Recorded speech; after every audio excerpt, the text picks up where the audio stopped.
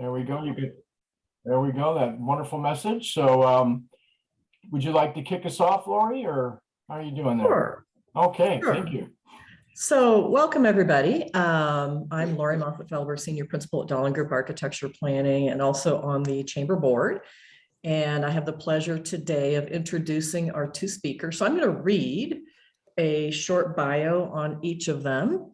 So Lynn Naylor is CEO of Innovation Tri-Valley Leadership Group. She has a passion for brand building and placemaking and is now positioning the Tri-Valley as the heart of California innovation. Through ITV efforts, the Tri-Valley has been heralded as an economic juggernaut, that's a big word for this early, in the San Francisco Bay Area, driving a $42 billion gross domestic product. In 2021, Naylor was named one of the most influential women in Bay Area business by the San Francisco Business Times and an agent of change by Diablo magazine.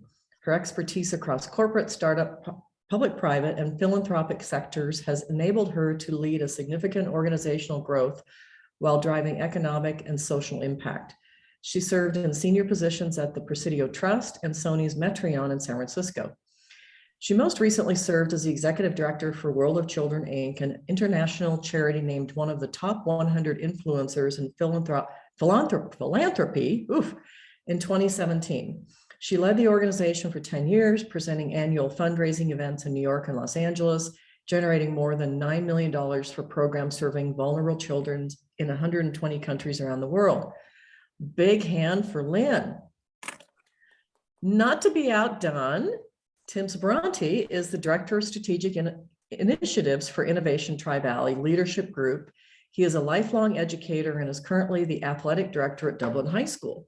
He previously served as Deputy Chief of Staff for Congressman Eric Swalwell, Mayor for the City of Dublin, and was the founder and CEO of Californians Dedicated to Education, former State Superintendent of Public Instruction, Tom Torlakson Statewide Nonprofit Foundation. He is currently the Vice Chair of the California Collaborative for Educational Excellence, a Chabot Las Positas Community College District Trustee, co-chair supplybank.org, and a board member for City Serve of the Tri-Valley. Apparently he has no time to even eat dinner. Outside of politics and education, Sbranti has been active in several local civic organizations, including the Tri-Valley Housing and Opportunity Center, the Dublin Lions Club, and the Dublin Historical Preservation Associate. I'm tired. So welcome both of you. We'll kick it off to our speakers. Lori, if I may, Lynn, if you don't mind, why don't we just go around? We have a nice intimate group here, do some self-introductions. Steve Van Dorn, Pleasanton Chamber of Commerce, and I'll move to Tracy, who's on my left. Good morning. I'm Tracy Anderson. I am the Director of Community for Innovation Tri-Valley. Welcome. And Becky Dennis. Hi. I'm relatively new to the chamber, but longtime Pleasanton resident, and enjoyed serving on the council a long time ago. And so here I am to find out what's in our future. Thank you, Becky. Herb Ritter. Hey, past chairman of the board, chamber board, past board member. And my claim to fame is I am the sponsor of Tim Sbranti into Pleasanton North Rotary. And our newest board member, Yanni Laskos. Yanni, welcome. Thank you. Lovely to be with this great team today. Looking forward to see how I can help. I'm Yannis Liaskos, the engineering VP for Omron Robotics based in Pleasanton. Wonderful. And Lori, we know who Lori is, and Jill Buck. Good morning, I'm Jill Buck. I'm the founder and CEO of a nonprofit headquartered in Pleasanton, the Go Green Initiative, and also a chamber board member. Thank you, Jill. Bob Silva, how are you? I'm good. I've been around a long time. I'm on a bunch of chamber committees and active on those committees. Retired civil engineer. Thank you, Bob. Reed Phillips. Good morning, Reed Phillips. Excuse me.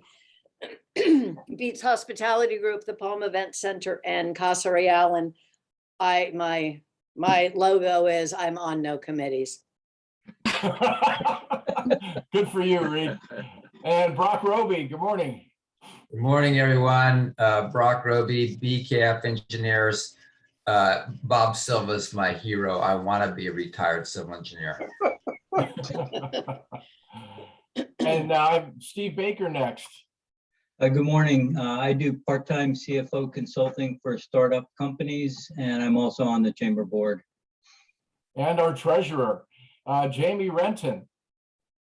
Hi, everybody. I'm Jamie Renton. I work for Pleasanton Unified School District in the adult education department, and I run the Adults with Disabilities paid internship program.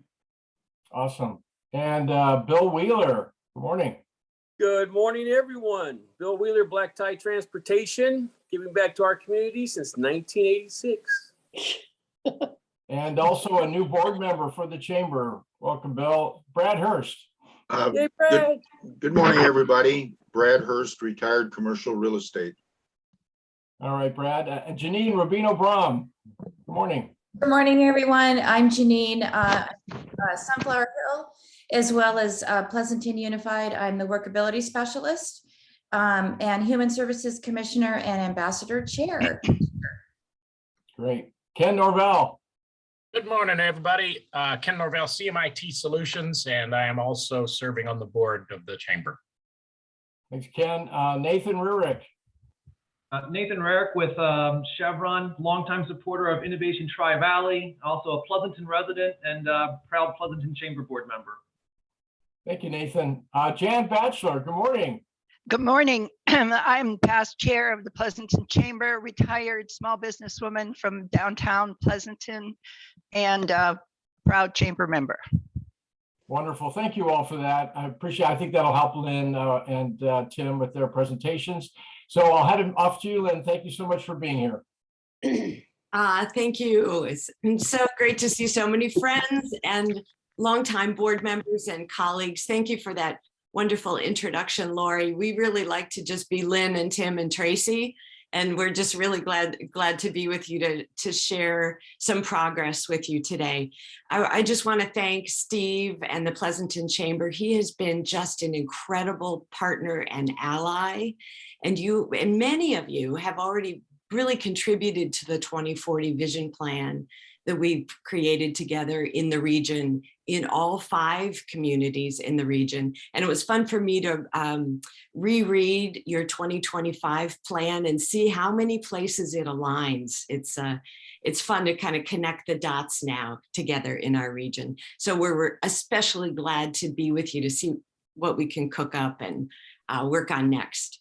So, but before Tim is he's the master, of course, of public policy and setting great roadmaps for progress. But before we let him talk about the specific plan, I just want to do a couple slides with you to set the table. And Tracy's got those for us. Our Tri-Valley data is absolutely impressive, and I'm not going to go through it all, but I really hope you can just take a minute and look at this quick snapshot and appreciate the strength of our tech and innovation assets. 450 tech companies and a $42 billion GDP is a proud place for the Tri-Valley to be right now. We also know that in the past 2 years, when so many innovation hubs and urban centers around us were losing companies, the Tri-Valley was adding companies. Officially, our numbers went up. We are the fastest growing subregion in the Bay Area, both in population and jobs. So just a place to level set across the region. As a really quick reminder, ITV is dedicated to creating a thriving economy. Trace, you want to flip there? Powered by not only innovation, but also a great quality of life. That is so important to this innovation hub. There are lots of innovation hubs, but few have the mix that we have in this region. Said very briefly, we are a collective of leaders and influencers connecting our innovation assets all across the region. The national labs, our businesses, our education institutions, and our civic leaders, including this great group. We have about 150 companies working with us right now.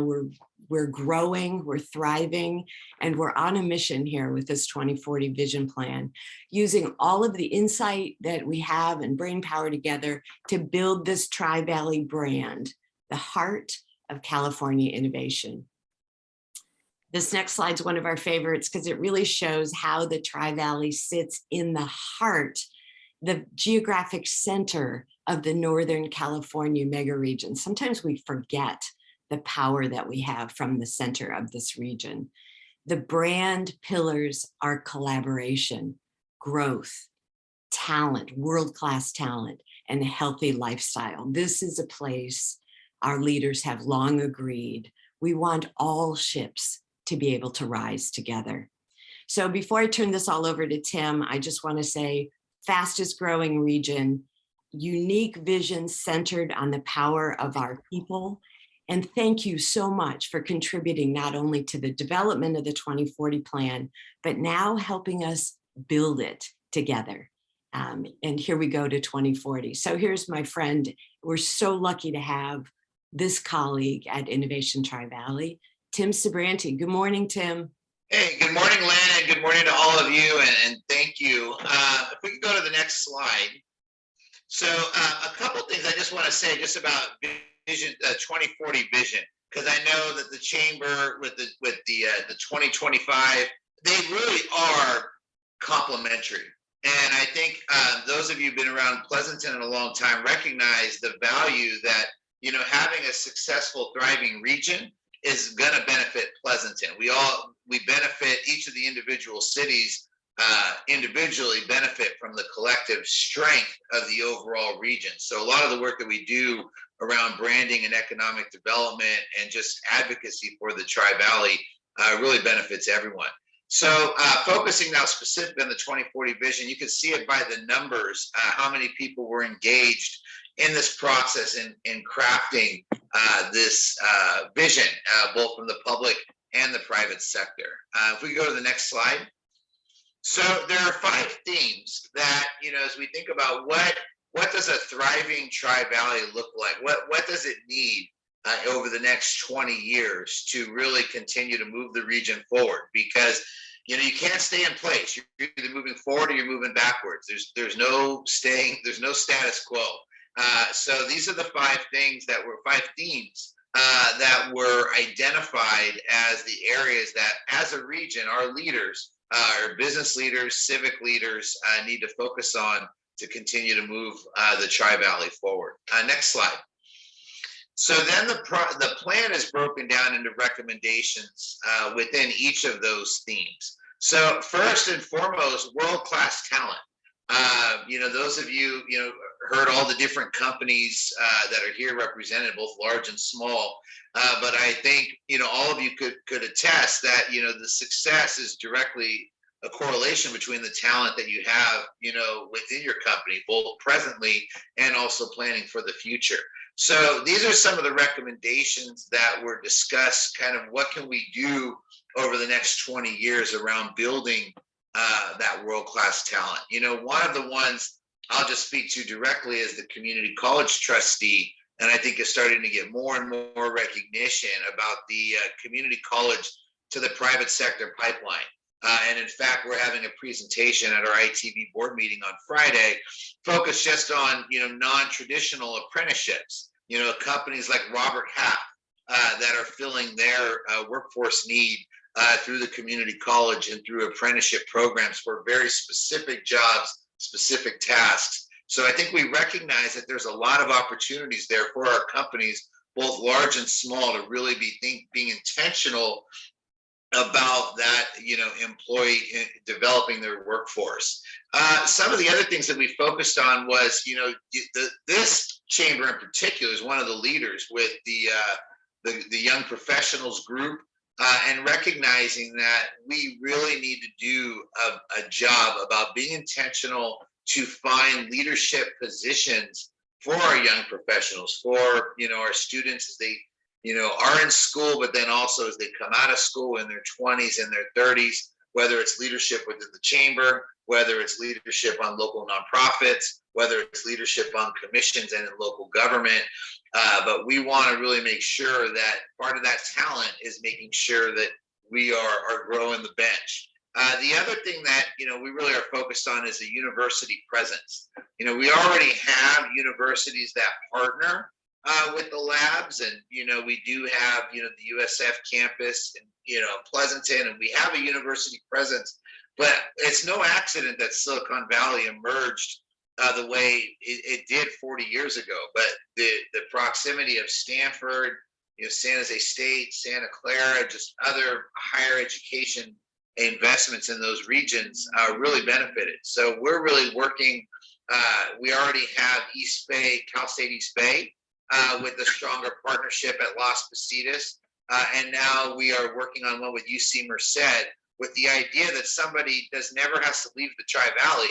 They can set foot on the Las Positas campus as a freshman, all 4 years, stay in the Tri-Valley and graduate with the UC Merced degree, with not just online courses, of course, those have proliferated since the pandemic, but an actual presence with UC lab courses, with UC instructors, just to build that university presence here, and particularly with the open campus. This is a really important recommendation out of 2040 around world-class talent. Next slide.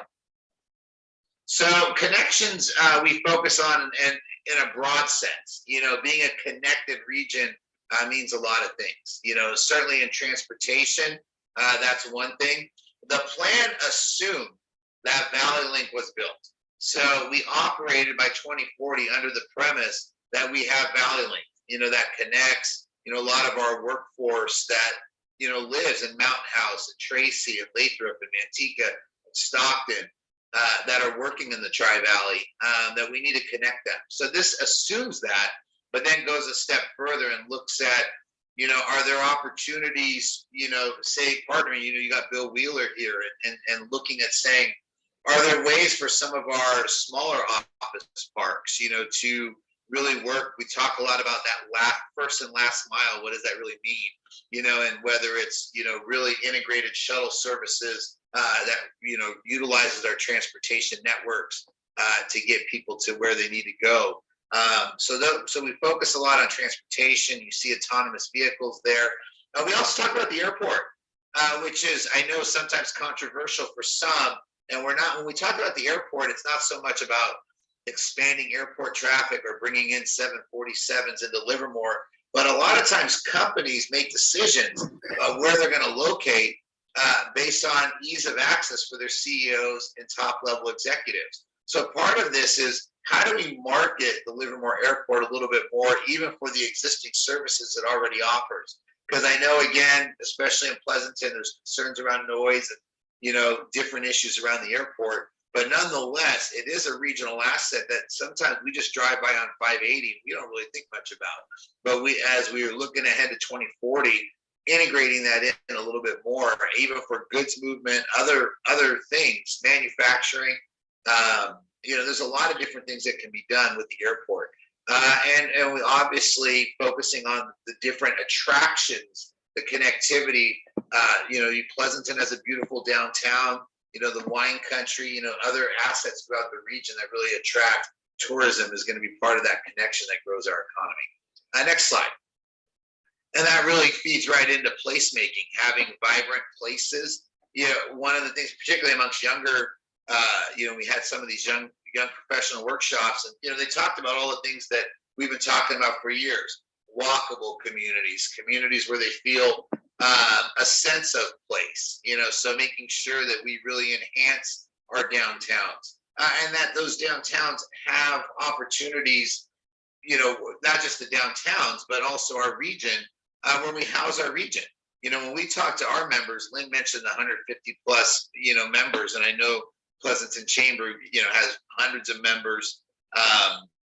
All of our chambers do. You talk to our employers, and they talk about one of their biggest challenges is just having a housing for their workforce.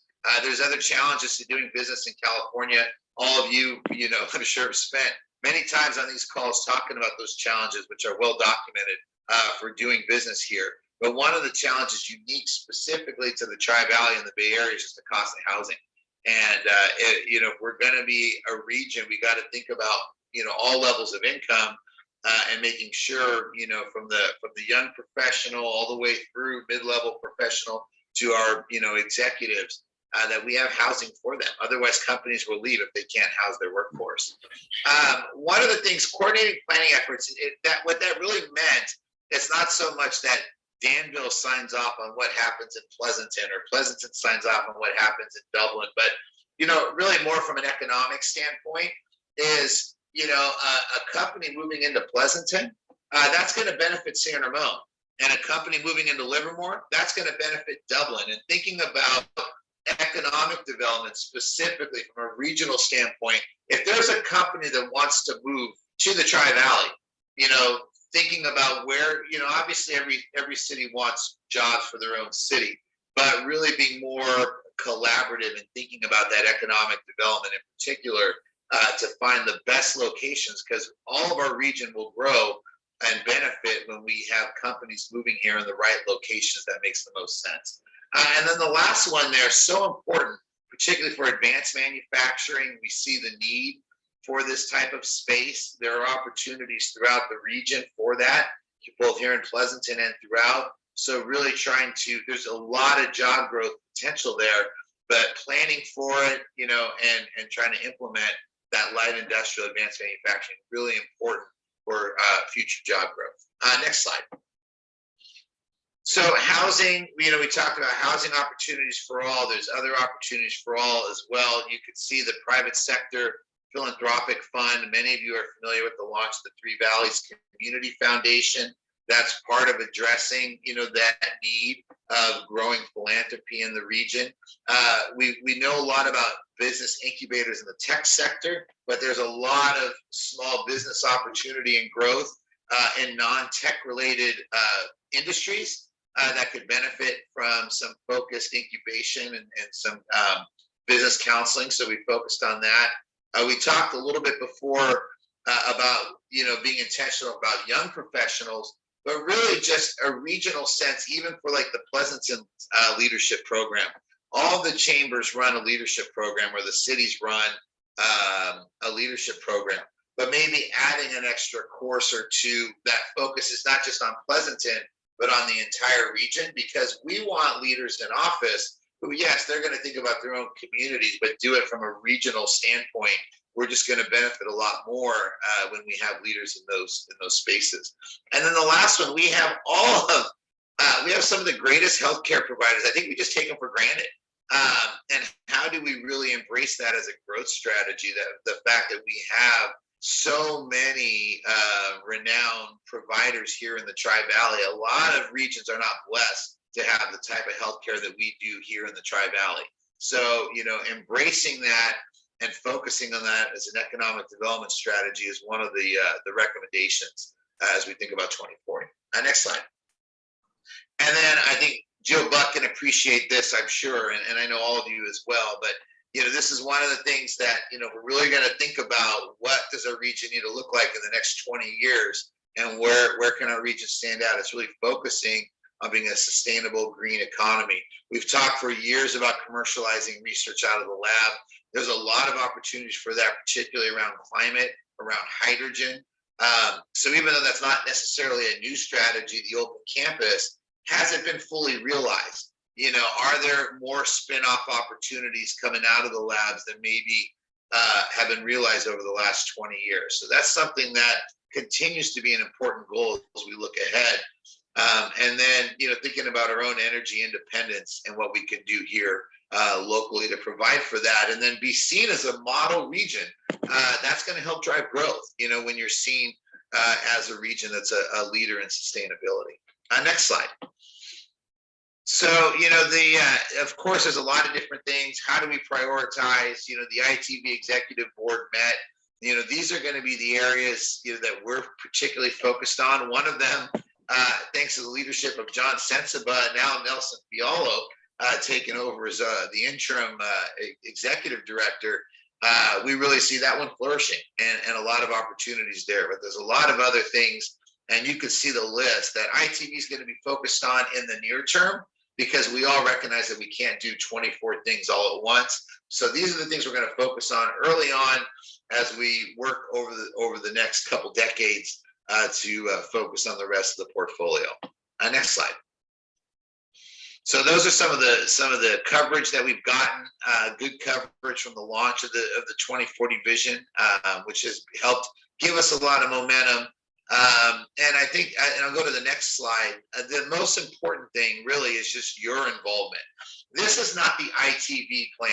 This is not something that Lynn, as talented as she is, or myself, or Tracy, a few of us on the executive board of ITV, we cannot accomplish this. This has to be organic. This is a regional vision. These are regional recommendations, and we need a lot of partners, including the Pleasanton Chamber, and the idea is, maybe there's one initiative, one recommendation that this chamber takes and says, you know what, we are going to help implement that initiative for the region. Or maybe there's 2 or 3 or a half dozen. That's for your leadership to decide.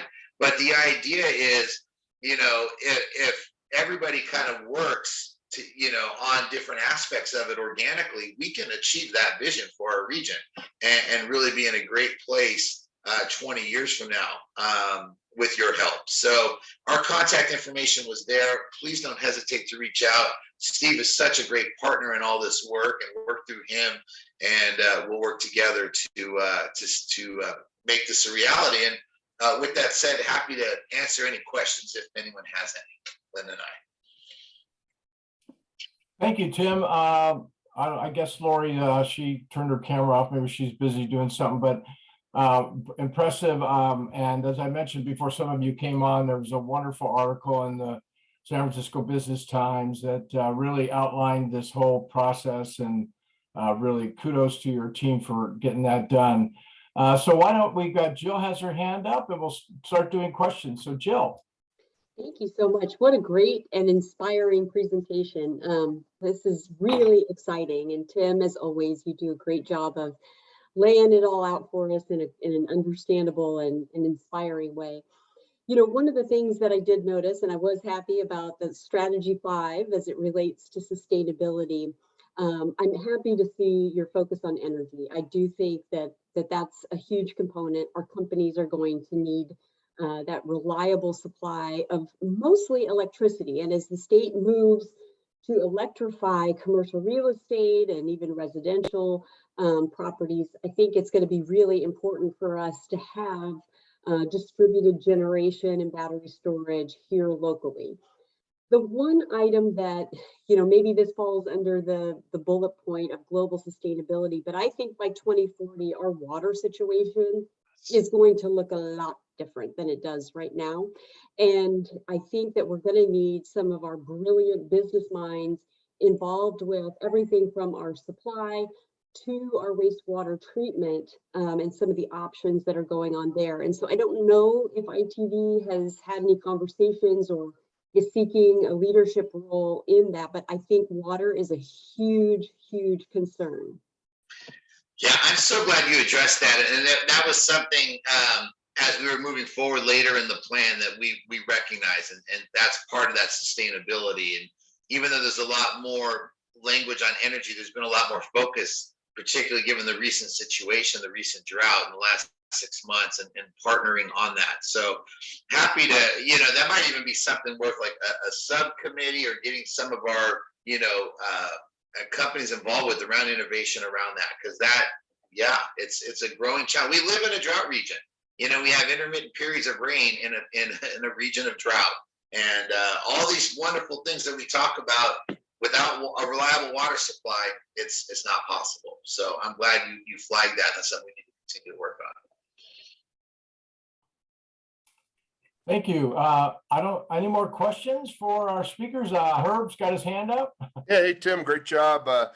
You've talked about the college and the kids and being able to, get a 4-year degree out of Las Positas and staying here in the Valley. And other than water, which I totally agree with Jill, and Becky might talk a little more about it, but affordable housing for college graduates and workforce housing. And it's just like, how are these kids gonna come back without making a $200,000 a year salary and live in Pleasanton renting an apartment? What are they saying? Or what are you guys hearing from the college grads now? Are they all leaving the area just because they can't get affordable housing? It's a little bit distressing. I'm not gonna, I mean, a lot of and here's the thing. We have amazing public schools. All of our K-12 districts are phenomenal here in the Tri-Valley. And that's an asset, you know, and that's helpful. But if that talent leaves, you know, because they can't afford to stay here, you know, I mean, we get a marginal benefit that, you know, oh yeah, companies know that, you know, it's a good place for their families to raise a family, but you don't get the same benefit out of it. And it's a concern of our kids. So yeah, and that's why I think, you know, the work that Becky's done and the advocacy of the chamber, and we continue to advocate on that as well. It is probably, and you saw it in that list of, hey, we got 24 things, but here's the 5 or 6 we're focused on right now. That's right at the top of the list. If we don't address the housing issues, our region is going to backslide, and that will be problematic, and we need to address that. So I'm glad that you raised that. Yeah, both my kids, you know, graduated from Foothill, went off, got a 4-year nice college degree, and they left the area. It's just, you can't afford to live here on the salaries they're starting at, unless you're in high tech world. So, but you still need people to do all the servers and all the other jobs. So it's crazy, but thanks, Tim.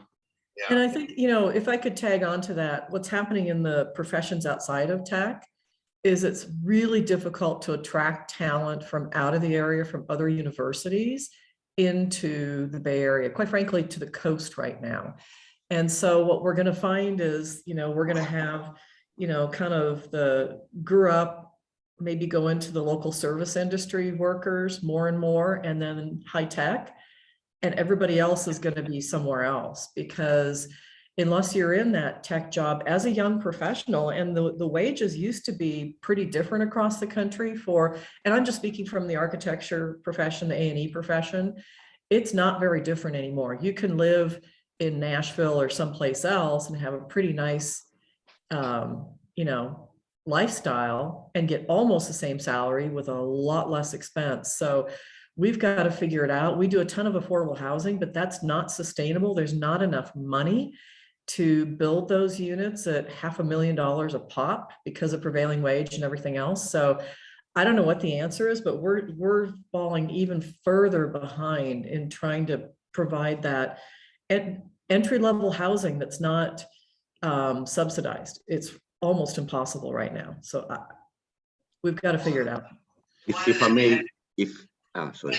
And speaking directly to that, I mean, we're having a conversation with 2 East Bay legislators. I don't represent the Tri-Valley, but Senator Nancy Skinner and Assemblywoman Buffy Wicks.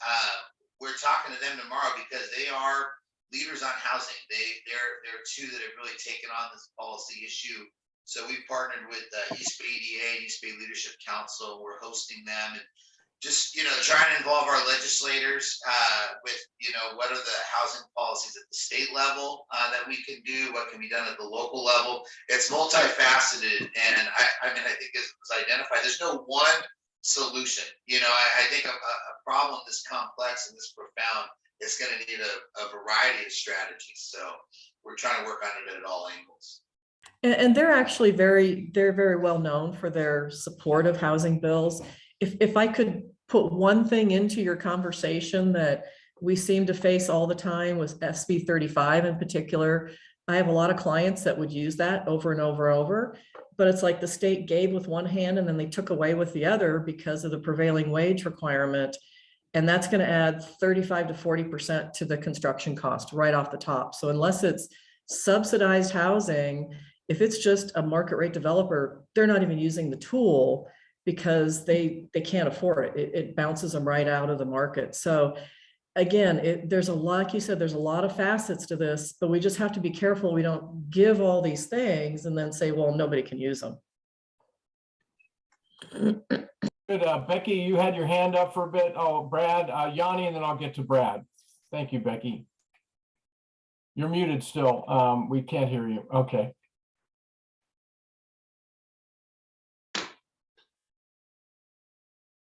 There I am. Okay. You are. Can hear me now. Yes. All right.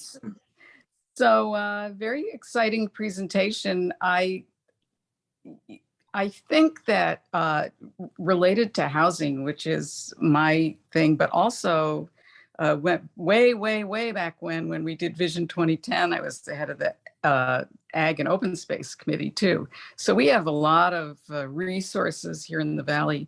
Housing, it's a Vision 2040. I think that one of the things that you should consider is that in terms of the community's climate action plans, we are supposed to be carbon neutral by 2040. And housing is a big part of that, because one of the ways we're going to get to carbon neutral is to have people live in the communities where they work. And that's a big challenge to create that housing. And money is the big challenge. I mean, we don't have any problem with housing that money can't solve, but it's an investment. And it's an investment at the low and very low income levels, which is not people who aren't working, it's people who are earning about 60% of the area median income. So excuse me a minute while I turn off my husband's cell phone.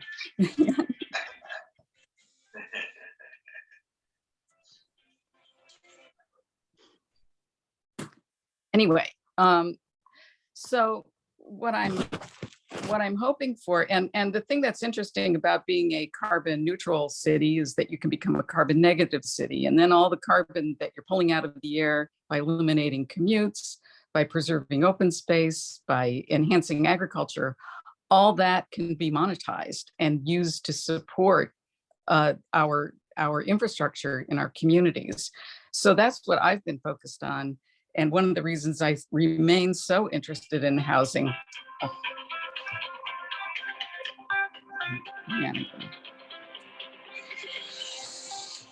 I know him, he wouldn't hang up.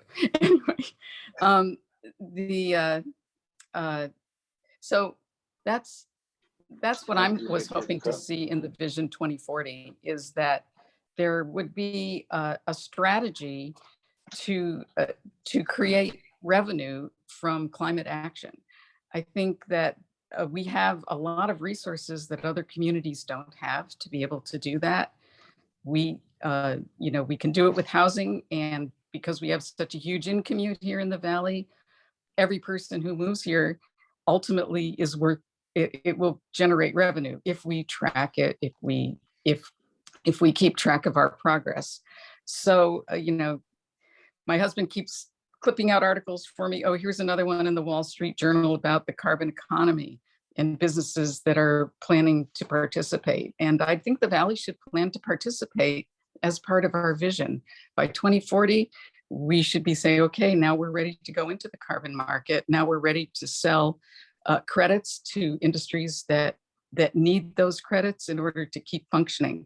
It's a big topic. I'd be happy to, chat with anybody who wants to brainstorm about the ideas. I don't want to take over the whole discussion here about that, but I think it's important for us to look to the future for that reason. It's emerging and it's exciting when I think about what we could do, but then there's a lot of obstacles to make it happen, like money.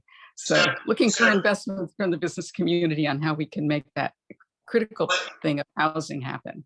Well, what I'd like to do, Becky, is talk to you offline about that, because I think that's, again, those are the types of innovative approaches that we're going to need on this. And I think, I also want to talk to Jill offline about some of her ideas on water. But I think one of the things I just want to say, you have a lot of people that are really focused on climate and the environment, and talking about that in the context of housing. You have a lot of people like Herb that are focused on, here, our kids can't afford to live here, and bringing that up about housing. If you just say, hey, we need more housing, we all know that's a losing argument. So I think tying it to other priorities that we all share about, like keeping our kids here after they're graduating from college, or dealing with the impacts of climate and being zero net energy, I think all of a sudden now you start to win more success. That's more of a political argument, but I think in terms of the tactical thing, that you're talking about, Becky. Yeah, let's talk about that offline. That's a very interesting concept. Thank you, Becky. Yanni, I'm going to jump to you next. I'll try to be very brief, just to share some of my personal situation with Omron. I've been here now 2.5 years, and we've hired, let's say, about 100 to 150 positions into the organization. The first year, it was very smooth. The last year now, I find that the house prices have gone up so much in the Tri-Valley. It's not just early career people I'm struggling to get now, even managers. Let's say I want to get a manager at 160, 170, 180K. It's almost impossible for them to find a house unless if their partner is working. And I have now folks who I personally try to get from my last company in the East Coast. And some of them are living in Brentwood, some of them are going to Tracy, some Mountain View, Mountain House, whatever it's called. And basically, I just want to say that that's one of my biggest challenges now, is how to attract talent, not just early career people. For our interns, and we have lots of internships, we're working close with UC Merced. Thank you, Steve, for the connection there. So actually offered 3-4 positions to UC Merced grads. But for the internships, you also now have to provide housing as well. So we're looking at working with local hotels and so on. Otherwise, it's impossible for these kids to get a house. But yeah, I thought I'd share this challenge with everyone. Great, Yanni. Thank you. Brad, you had your hand up, I think. Yes. Lynn and Tim, a very inspiring and forward-looking presentation, and we appreciate that very much. A lot of valid concerns have been raised. My question is, how and what are you doing to build relationships and interface with the local elected officials? We have 2 new city managers coming into the region. How are you going to build those relationships and get the local elected officials to think sub-regionally rather than provincial? Thank you. That's a great question. And actually, I think you bring up, I'm going to talk about the city manager one first, because actually, I'll be candid, that's probably not one that we have engaged with as much, but is so critically important, is our, we have the longstanding relationships with Nelson Fialo and with, Mark Roberts, but obviously we're seeing the changing of the guard. So I think you've identified a really important piece. We work really closely with the economic development directors. They all sit on our business innovation committee. And a lot of time, as the EDs, they are in the cabinet with the city managers. But you're right, as the city's top executive, I think you've identified an area that we need to focus on. So I'm glad you brought that up. In terms of the electeds, we do engage with them quite frequently. It doesn't mean that they always come around to our viewpoint on some of these matters, but I think that the reality is we are in constant contact and communication, both privately and at some of our more public events, and we do think it has helped. It's kind of it's in Livermore, we're certainly seeing a lot of success with that. And I think it's something that just is ongoing, the need to do that. And also the ongoing was just part of the idea of growing the bench, of getting people that are aligned with us into these positions, working through some of the leadership programs, but adding the regional piece to it as part of that longer term strategy to get allies into those positions who from day one, they have that mindset, as opposed to trying to educate them after they're already in office. And a lot of times, by the time they really get it, is when they term out, because they've been there. So our longer strategy, there's kind of 2 strategies. Number one, it's ongoing engagement, so important at all different levels of government, from local to state to federal.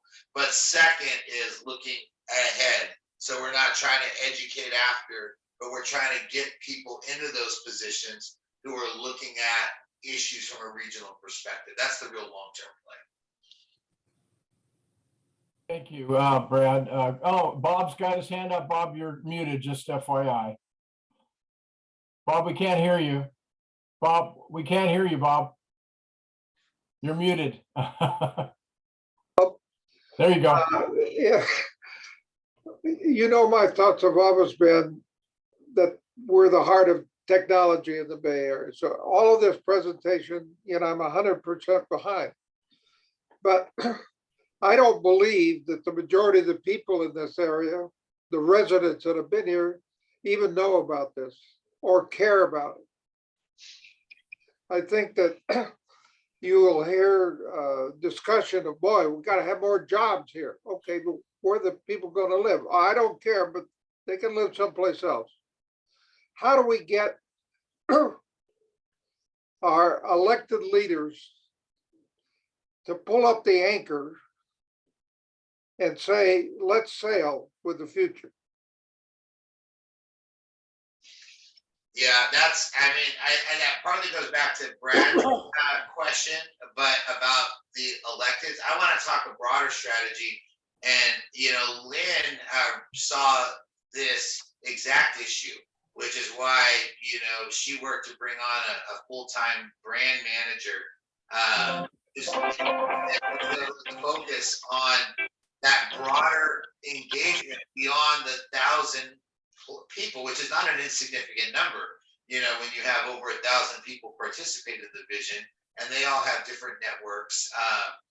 But you and I, all of us on this call know it's the same kind of, it's concentric circles of a lot of the folks that are involved. So part of the strategy, and maybe Lynn can speak to this, but bringing on a brand manager really to focus on you know, not only branding the Tri-Valley as a region of innovation externally, but also some of that internal communication, internal awareness within our region. Like Valley Link is a good example. That's our #1 priority. But if you ask the average person in the Tri-Valley, hey, what's Valley Link? They might not even know. You know, it's like, well, we're trying to do this, you know, the rail connection from BART, we're getting over the Alton. Oh yeah, I support that. But how many people really know about that? So we have a lot of work to do in terms of just engaging the broader community. And then the other piece of that, I actually think that will help inform our elected officials. When there's a broader community awareness about the importance of these issues, then I think that's where you'll get electeds to respond. So it's kind of coming at it from different approaches. And I don't know, Lynn, if you want to talk a little bit about the brand manager, what her role is going to be and kind of what you envision for that. But I think it speaks directly to Bob's question. Yeah, it's a terrific question. Thank you. We are, as Steve mentioned, we're continually pushing out stories about the 2040 plan in the Bay Area. It's a top priority, and of our new marketing manager, many of you know Katie Marcel. She's a rock star, and we'll be pushing it out continually. But we're also creating a roadshow about the 2040 plan that you'll see out in the community over the next few months. Just a presentation that we can take to all of, especially the business groups in the region, so they can begin to understand more about the 2040 plan. And what we see resonates with people is this is a region that is positioned as an epicenter of solutions.